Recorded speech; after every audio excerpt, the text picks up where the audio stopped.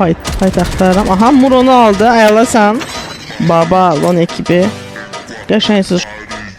Lon takımına baxaq da, əlbəttə baxaq Lon takımı. 11-ci, 13 ediyorsun. 13-cü babanın bir kili var. Aha, baba bu dəqiqə Sparrow'u aldı.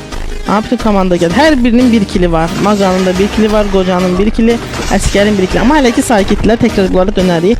Acilərə bax. Qocaya baxaq. Loni.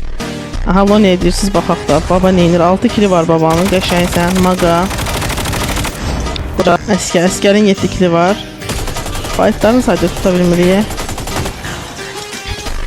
Qocadan nəsə gördüm. Kimisi aldı. 2 kanı aldı Las klanına. Aha, bu kimdi? Turan ordusu komandası geldi. Əskər Rəsul'u aldı. Neymar ayda. Neymar 2'ye 1'de qalıb. Oy da qəşəng. Las komandasından 2 nəfər qalıb bu dəqiqə. Eyni şəkildə Turan komandasından da 2 nəfər.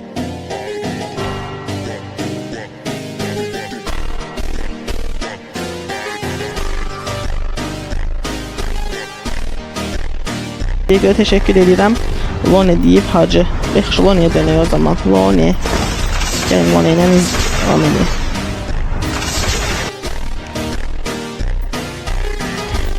Tamam, babaya baxaq. Qoca.